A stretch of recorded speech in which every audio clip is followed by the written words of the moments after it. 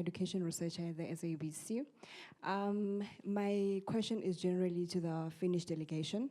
I just wanted to know, South Africans are advocating for early childhood development. The minister is now wanting to introduce it until 3 years, actually. So starting at 3 years, our learners need to go to school. That's the advice, as early as possible. So early childhood development is that. And in Finland, I find that you actually enforce the sleeping and the playing, and you introduce the early childhood development at 7 years. What is the significance of that? Why do you apply that? Is that based on research that you did? My second question is the language of instruction.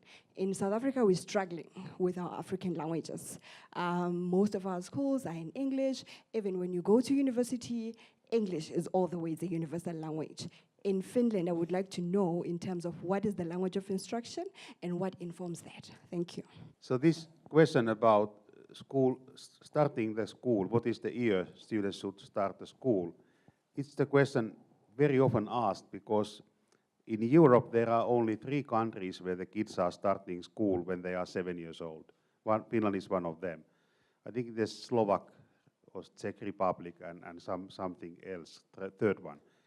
Typically, students start 6, 5, or even 4-year-old school in Europe. So why in Finland among those 3 other countries? So there, in my understanding, I'm not a specialist in early childhood education. In my understandings, I have been familiarizing myself to that topic because it's often asked. So there are three reasons. The first one is very practical. Finland is by landscape quite big, but by population small. So there are a lot of empty places in our country. People are living far away from each other, at least in the countryside. And there is a long tradition that children go alone to the school. Mommy or father is not taking them. They are walking, biking, or skiing in the winter. So 7 years old kid is old enough to go alone to the school. In Finland, both mother and father are working. So that's a very practical reason, and this old tradition that they go just alone or together with other students. So 4-year-olds is not old enough. There is also another kind of philosophical or ethical or whatever. So the childhood is important, and childhood is for playing, gaming, doing things together. So it's not for formal education.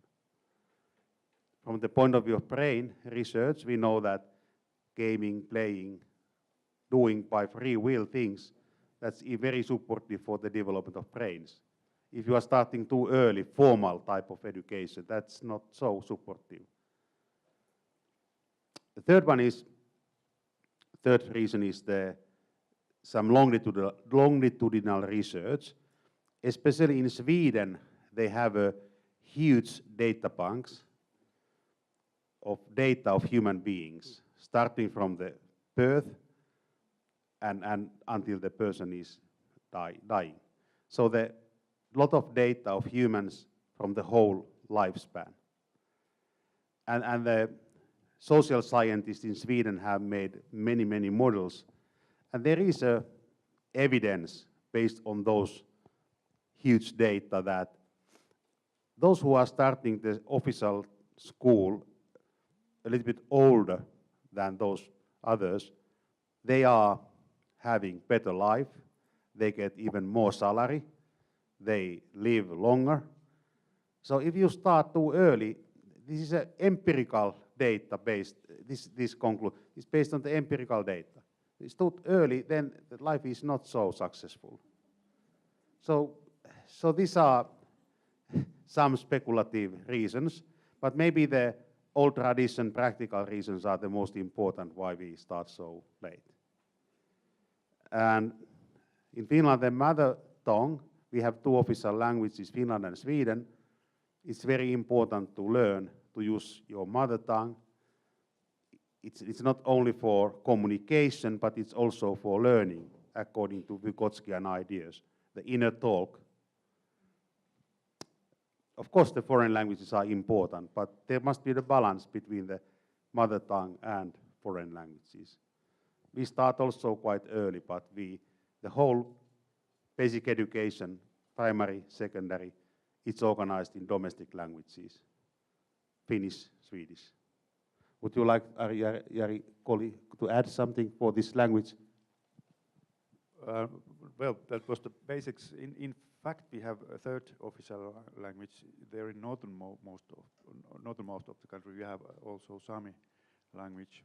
We have some 20,000 Sami people living there, and they can have also lower level education, basic education in their own language, but not higher, not in upper secondary or university.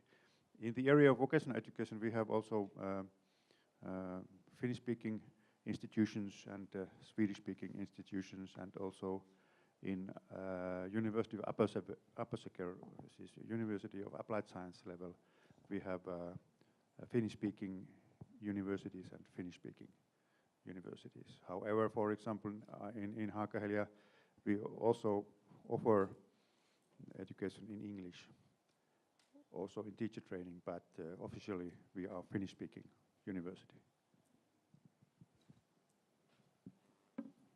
Okay, thank you. Any other questions? If you can just put up your hands in the back there, please. And if you could start now from the front, but just so long to go to the back. And please remember to address it to someone specific. I will be a future teacher in hopefully 2 years' time. And my question is, if I wanted to come to Finland to teach, what are the requirements for teaching in Finland? If you would like to come to Finland and, for example, to some kind of vocational college or University of Applied Sciences, you should have accreditation from National Board of Education, and you should bring your degrees and documents, and they would give you accreditation if your education fulfills the requirements in our country, and also your work experience is suitable for the subject you are teaching. In the university sector, universities are more autonomous in enrolling their teachers, and in practice, universities very much decide if you have special skills and competencies. It depends on the university if they accept that you could come and teach as a university teacher. Thank you. Of course, it depends on institution. In vocational education sector, we have also education in English and degree programs, and if sometimes it might be possible that, and we have teachers in our country, unfortunately, who do not very well speak Finnish, but of course most of our teachers, they must have also Finnish or Swedish speaking skills. Thank you. We'll now take 3 questions, and then after the 3 questions have been asked, we'll ask the panel to answer. So if we can start in the back, and if you can just put up your hands if you want more. Thank you very much. My name is Deboho Zikadi. I am a mathematics teacher. I was just intrigued by the presentation of Jana Paloyavi on the trust model that schools do not have supervisors, if I got that right, and that there are no national assessments. How long did it take to develop that culture where you can believe that teachers and schools or districts don't need to be supervised? Because I'm just worried in terms of that model, how do you mitigate against gaps of teaching outcomes when students or learners leave the schooling system? How do you ensure that there is an, equalization of the quality of that learner. When they get to varsity, how do you measure their readiness? So basically, that's how what made me curious. Are there certifications, and how do you issue that if there's no national assessment? So what challenges did you encounter in developing this model, and how did you overcome those challenges? Thanks. Thank you. Can we get another question? Good, I think it's still morning. My name is Michelle Kumalo, so I'm a first-year student. And during our practicals, I've realized that our learners are actually being taught in their home language. But my concern is with most of our schools, I'm not sure if it's been implemented where they still continue to be taught in their home languages throughout primary and into high school. So I wanted to know, in regards to the language of instruction in in Finland, do you guys teach the children in their home languages throughout until they get to tertiary level? Or how do you actually approach the change from home language into English? Because that's my thing. Our learners are taught in their home languages from grade 1 until grade 3. And then once they get to the higher, like your intermediate phase and high school, now they're forced to actually learn these subjects in English. Thank you. Thank you. And can we get a third question? Here, over here, quickly, please. My name is, can I go? Okay. Good afternoon, everybody. I'm sorry to interrupt you. While you're formulating your question, can Professor Henning just say something, please? Yeah, just for clarification, also for the first-year student, the Dean asked me to just remind this.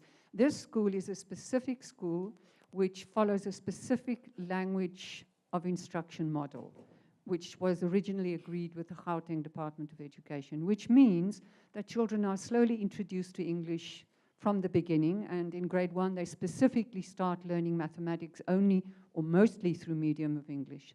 But then I want to just also note that we must remember our world is very far away from other worlds. In Finland, the national language is Finnish. And how many? 6% of the people use Swedish, something.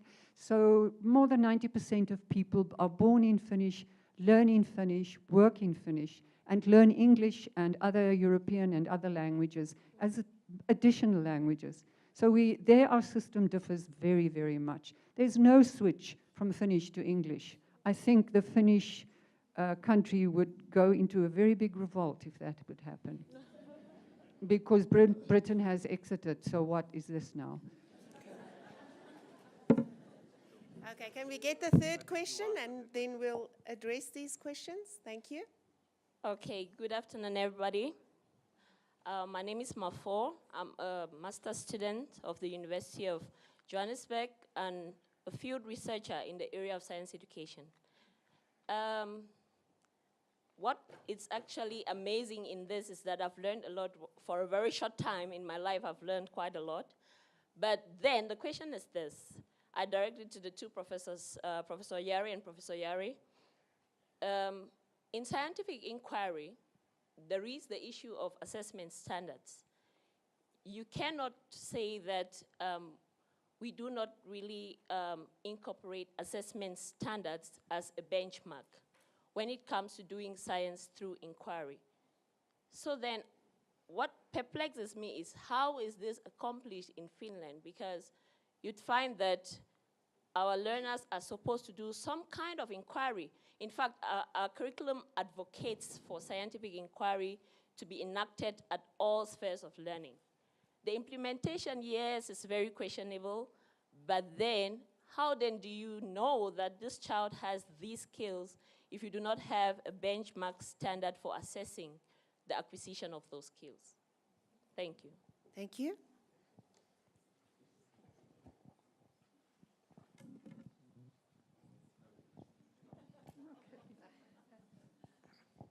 Yes, about this first question about supervisors and quality assurance. answer about or for vocational education institution and universities. In every, we have supervisors in schools and vocational institutions. But maybe what Jana Palajärvi mentioned or meant was that our teachers really, they are pretty autonomous in choosing their pedagogical methods, and supervisors, they trust their teachers. But this autonomy does not mean that teachers are not making cooperation. They have freedom, but they have also responsibilities. And in every vocational education institution, we have a quality assurance system, and we have certain system how do we estimate the quality of education, how students are proceeding in their studies, how they are finding a job when they have finished their studies, how economically institution is working, what is the quality of teachers, do they fulfill all qualification requirements, aspects like that. And to increase the quality of education, it definitely is cooperation between supervisors, directors and teachers. They must work together, and in the end, of course, supervisors are on response of running the school and also those results. We have this quality assurance system, which is because most of our institutions are public. There are no fees, and government is giving financial support. If an institution is receiving good results, it is possible that they receive extra financial support. So this quality assurance system is more or less rewarding, not punishing. And it is motivating teachers, supervisors to make good results. But of course this trust, that we trust our teachers, it is the question of education. They are specialists in their own field. For example, in vocational education sector, the supervisor cannot know everything about what is educated in this institution. There are teachers who are in response, and they are well educated, they are specialists. It is not possible. For example, I was working like a supervisor in a vocational institution. I have studied history, and I was a director in a technical college. We had engineering, and we had transportation, and we had textile industry, and I did not know anything about that. But I had to trust our teachers that they know. And I had to observe the results, how students are finishing their studies, are students proceeding, how do we make cooperation, and what kind of marks they do receive. And this assessment, yes, in Finland, especially in many schools, but we have moved from subject-based education to quality competence-based curriculums. And we have defined in those curriculums, defined those skills and competencies a student should receive. And we are assessing, we have skills demonstrations, for example, and of course we have tests, and we observe students, and also in vocational education sector, representative from business life, they observe students, how do they behave, and what kind of results they receive. And we are assessing the results of the students in the light of those requirements we have which are mentioned in those competence-based curriculums. And this is how we are assessing definitely our students and the quality of education. But another Jari may continue. On the way to Jari, I just wanted to say what I learned from my Finnish colleagues, our Finnish colleagues, is that it's not heavy accountability, it's light accountability. Okay, thank you, Jari. So just some additions and some maybe other viewpoints from the point of view of primary and general secondary education. There are similarities between this vocational secondary education and general, but in primary and general secondary education, we do not have those supervisors. That is the one difference. But basically the same ideas are followed. And I think Linda Darling-Hammond from the Stanford University, she has very nicely described how we can have a trust culture.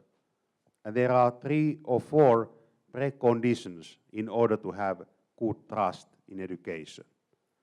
And the first one is that teachers, principals should be active in making the local curriculum, in making the local plans. This is supportive for having a common vision, common goals towards we are going.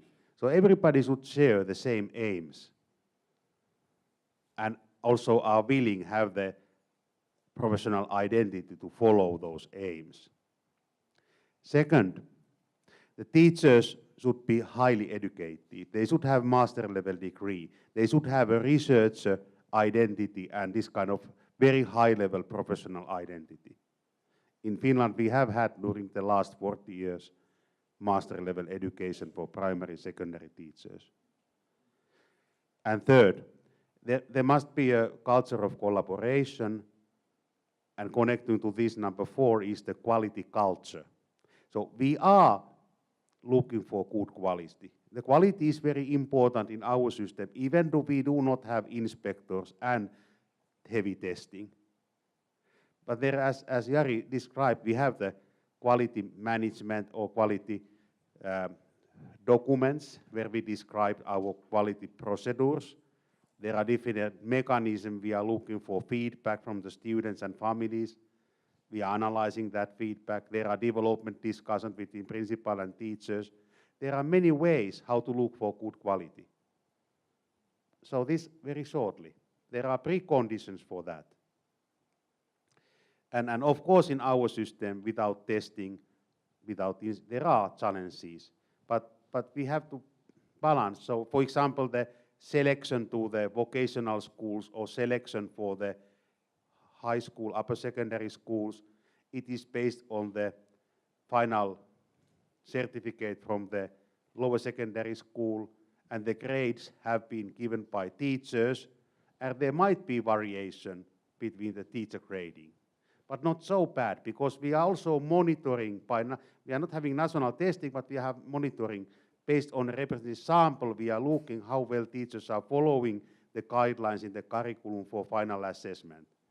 And there are not so huge differences between the teachers, so we can trust them. But there should be also monitoring mechanism. So this is a very complex question, and it takes more time to go through, but very shortly. And then assessment of science inquiry. In our national framework curriculum, there are also guidelines for final assessment. I have mentioned that. There is the description of good performance and also the description what is the over that good and lower that good. And they are supporting for teachers to decide what is the performance now. And as Jari mentioned, the demonstration, observations, they are way how to decide what is the performance in inquiry processes of the students. Shortly. We will now call upon our Executive Dean, Professor Gravett, to give us her closing remarks. Thank you. Agree with me that this was very informative and that we were really privileged to have our Finnish colleagues with us today. Again, it is also for us a huge privilege as the University of Johannesburg to have partners in Finland that we learn with and that we work with and that we do co-research. If you would allow me just maybe from my perspective to say what I have experienced in terms of teaching and teacher education in Finland and also related to our situation in South Africa. As was highlighted by Prof Jari, trust is inherent to teaching and that teachers are being trusted.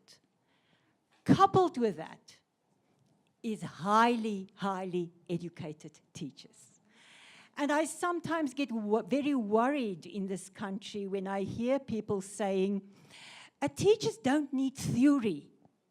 Teachers must implement in schools. Teachers must actually, and this is sometimes implicit in what is being said, be curriculum implementers. Now, if we want an education system in this country that will flourish, we need highly, highly competent teachers. And it is a fallacy that good theory does not inform teaching. Absolutely. That your best teachers are those who understand how theory and practice work together. And this is what we are trying to do also here at the University of Johannesburg. So I'm going to ask all of you to be ambassadors of we need teachers who deeply understand theory, who deeply understand child development, and who can make it a reality in the classroom. Then we will move into a situation eventually in this country where we can have a system where we trust our teachers because they are highly competent and highly professional teachers.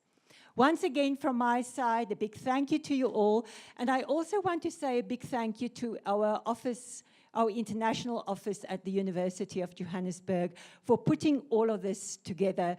They are our partner also in education. So a big thank you to them all. Thank you.